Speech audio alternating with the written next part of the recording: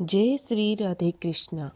तो आइए आज हम सुनेंगे माघ मास के शुक्ल पक्ष में सुनी जाने वाली एकादशी व्रत की कथा। धर्मराज युधिष्ठिर श्री कृष्ण से बोले, हे भगवान, आपने माघ माह के कृष्ण पक्ष की एकादशी का अत्यंत सुंदर वर्णन किया है। अब आप कृपा करके माघ शुक्ल एकादशी का वर्णन कीजिए। इसका क्या नाम है, इसके व्रत की विधि क्या है और इसमें कौन से देवता का पूजन किया जाता है। श्री कृष्ण कहने लगे, हे राजन, माघ मास के शुक्ल पक्ष में जो एकादशी होती है उसका नाम जया है। वह सब पापों को हरने वाली है, पवित्र होने के साथ ही पापों का नाश करने वाली और मोक्ष प्रदान करने वाली है। इतना ही नहीं, वह ब्रह्म हत्या जैसे पाप तथा पिशाचत्व का भी विनाश करने वाली है। इसका व्रत करने पर मनुष्यों को कभी प्रेत योनि में नहीं जाना पड़ता। इसलिए हे राजन, प्रयत्न पूर्वक जया नाम की एकादशी का व्रत करना चाहिए।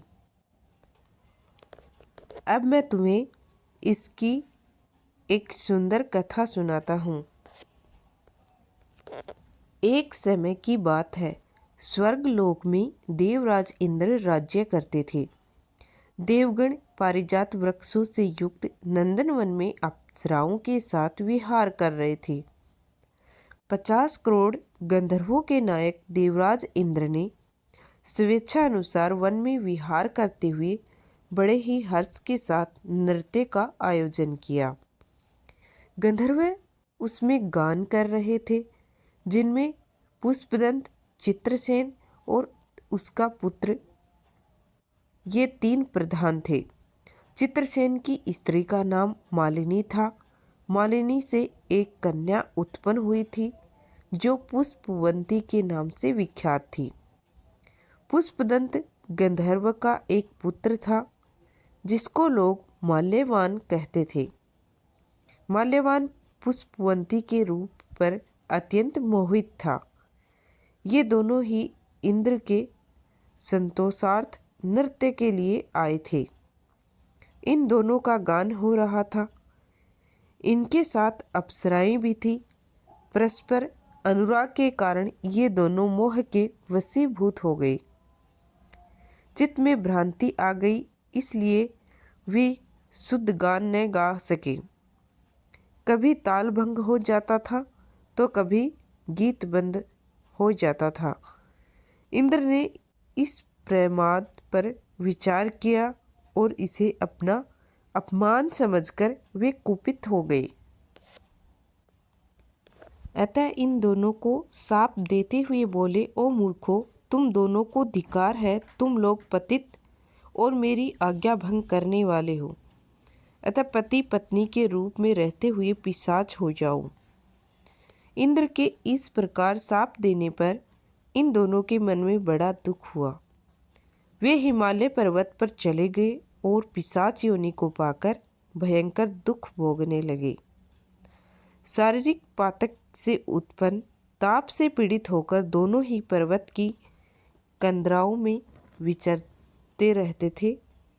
एक दिन पिशाच ने अपनी पत्नी पिशाची से कहा, हमने कौन सा पाप किया है जिससे यह पिशाच योनि प्राप्त हुई है। नरक का कष्ट अत्यंत भयंकर है। पिशाच योनि भी बहुत दुख देने वाली है। अतः पूर्ण प्रयत्न करके पाप से बचना चाहिए।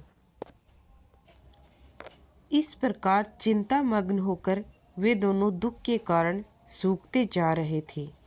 देवयोग से उन्हें माघ मास के शुक्ल पक्ष की एकादशी की तिथि प्राप्त हो गई। जया नाम से विख्यात वह तिथि सब तिथियों में उत्तम है। उस दिन उन दोनों ने सब प्रकार के आहार त्याग दिए, जलपान तक नहीं किया, किसी जीव की हिंसा नहीं की, यहाँ तक कि खाने के लिए फल तक नहीं काटा। निरंतर दुख से युक्त होकर वे एक पीपल के समीप बैठ गए।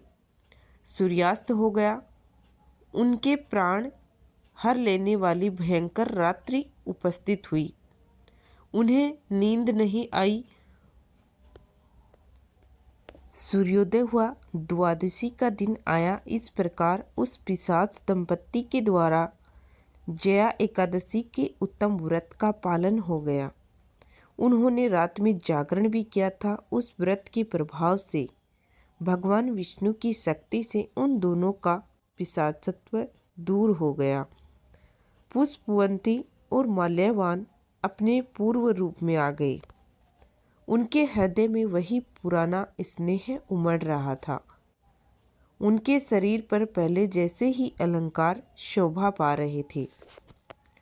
वे दोनों मनोहर रूप धारण करके विमान पर बैठे और स्वर्ग लोक में चले गए। वहाँ देवराज इंद्र के सामने जाकर दोनों ने बड़ी प्रसन्नता के साथ उन्हें प्रणाम किया। उन्हें इस रूप में उपस्थित देखकर इंद्र को बड़ा विस्मय हुआ।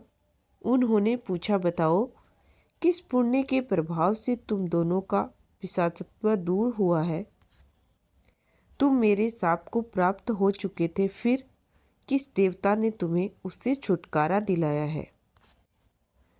माल्यवान बोला, स्वामिन, भगवान वासुदेव की कृपा जया नामक एकादशी के व्रत से हमारा पिशाचत्व दूर हुआ है। इंद्र ने कहा, तो अब तुम दोनों मेरे कहने से सुधा पान करो। जो लोग एकादशी के व्रत में तत्पर और भगवान श्री कृष्ण के शरणागत होते हैं, वे हमारे भी पूजनीय होते हैं। श्री कृष्ण कहने लगे कि हे राजा युधिष्ठिर, इस कारण एकादशी का व्रत करना चाहिए। नृपश्रेष्ठ, जया ब्रह्म हत्या का पाप भी दूर करने वाली है। जिसने जया का व्रत किया है उसने सब प्रकार के दान दे दिए और संपूर्ण यज्ञों का अनुष्ठान कर लिया। इस महात्म्य के पढ़ने और सुनने से अग्निष्टम यज्ञ का फल मिलता है। और जो मनुष्य जया एकादशी का व्रत करते हैं वे अवश्य ही 1000 वर्ष तक स्वर्ग में वास करते हैं। उम्मीद करती हूँ कि आपको जया एकादशी व्रत की यह कथा अच्छी लगी होगी। कथा अच्छी लगी हो तो कमेंट बॉक्स में जय श्री राधे कृष्णा लिखिएगा और व्रत विधि और कथा चैनल को सब्सक्राइब कर लीजिएगा।